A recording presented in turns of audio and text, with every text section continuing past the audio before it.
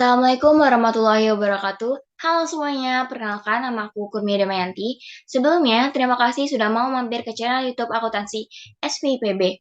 Nah, untuk saat ini, aku akan menjelaskan salah satu materi di mata kuliah akuntansi biaya, yaitu tentang perilaku biaya. Perilaku biaya yaitu hubungan antara total biaya dengan perubahan volume aktivitas suatu perusahaan.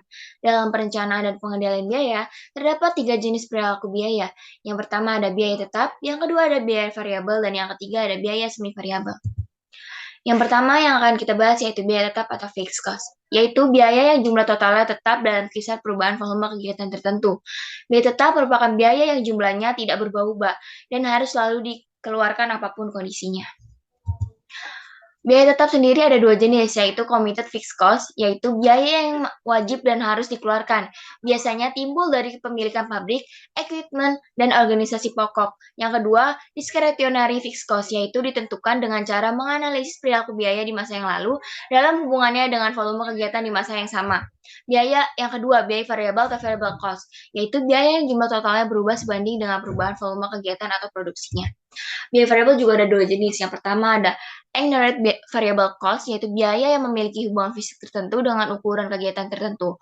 Umumnya, biaya ini berubah sesuai nilai masukan ataupun pengeluarannya. Contohnya, biaya bahan baku. Yang kedua, discretionary variable cost, yaitu hadirnya biaya ini tergantung dari keputusan pihak manajemen perusahaan, sehingga kebijakan antara pemasukan dan pengeluarannya mempunyai hubungan yang sangat erat. Contohnya, biaya iklan. Yang ketiga, biaya semi variabel, yaitu unsur tetap terlihat dari sifatnya yang konstan dalam suatu periode akuntansi tertentu. Unsur variabel terlihat dari perubahan biaya yang tidak sebanding dengan perubahan kegiatan, tetapi terdapat perubahan biaya. Contohnya yaitu biaya pemeliharaan mesin. Dalam suatu perusahaan dilakukan pemeliharaan mesin sebanyak 3 kali dalam setahun. Metode penaksiran fungsi linear ada dua jenis, yaitu analitis, ya, yang artinya diadakan kerjasama di antara orang teknis dan staf penyusunan anggaran untuk mengadakan penyelidikan terhadap tiap-tiap fungsi. Yang kedua, historis, yaitu ditentukan dengan cara menganalisis perilaku biaya di masa yang lalu dalam hubungannya dengan perubahan volume kegiatan di masa yang sama. Metode perhitungan fungsi biaya dengan pendekatan historis itu ada tiga. Yang pertama, ada metode titik tinggi dan terendah, yaitu untuk memperkirakan fungsi biaya. Dalam metode ini, suatu biaya pada tingkat kegiatan yang paling tinggi dibandingkan dengan biaya tersebut pada tingkat terendah di masa lalu.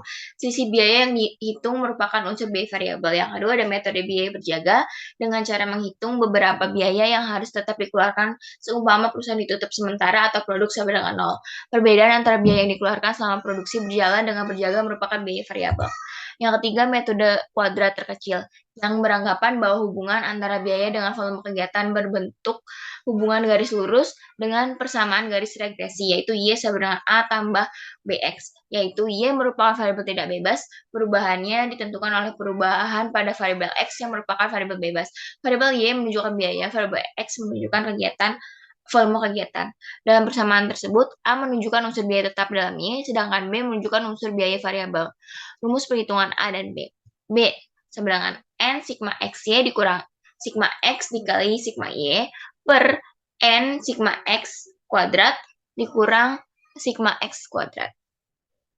A sama dengan sigma Y dikurang B dikali sigma X per N. Contoh soal. Minggu ke, biaya mesin dalam ribuan yaitu Y, jam mesinnya itu X, XY, dan X kuadrat. Minggu ke-1, biaya mesinnya adalah 10, jam mesinnya adalah 120, X-nya 1200 karena 10 dikali 120, dan X kuadratnya 14.400 karena 120 kuadrat 2. Minggu kedua, 20, yaitu Y, yaitu biaya mesin dalam ribuan, jam mesin 150, X-nya 3.000, 150 dikali 20, dan X kuadratnya 22.500 karena 150 kuadrat 2. Minggu ketiga, biaya mesinnya itu 25, yaitu Y, jam mesinnya X 200, X-nya 5.000 karena 25 dikali 200, X kuadratnya 40.000 karena 200 kuadrat 2. Minggu keempat, biaya mesinnya 30, jam mesinnya 300, X-nya 9.000 karena 300 kali 30, dan X kuadratnya 90.000 karena 300 kuadrat 2. Dari data pemeliharaan mesin di atas, tentukan fungsi linear biaya biaya tetap, dan biaya variabel. Di sini penyelesaiannya yaitu B dengan rumus yang seperti tadi, yaitu B sama dengan N sigma XY dikurang sigma X dikali sigma Y per N sigma X kuadrat dikurang sigma X kuadrat. Dan A sama dengan sigma Y dikurang B dikali sigma X per N. Menggunakan metode kuadrat terkecil. N sama dengan 4, yaitu jumlah minggunya. Sigma Y sama dengan 85. Rumusnya itu Y sama dengan, rumus linear biayanya itu sama dengan Y sama dengan A tambah BX. Sigma X sama dengan 770. Sigma XY sama dengan 18.200. Sigma X kuadrat sama dengan 166.900. Jadi, total B yaitu 0,098 yaitu biaya variabel, dan A total hasilnya yaitu 2,38 yaitu biaya tetap. Jadi fungsi linear biayanya yaitu Y sama dengan 2,38 ditambah 0,098 X. Sekian penjelasan dari saya, kurang lebih mohon maaf. Wabillahi taufiq wal hidayah. Wassalamualaikum warahmatullahi wabarakatuh.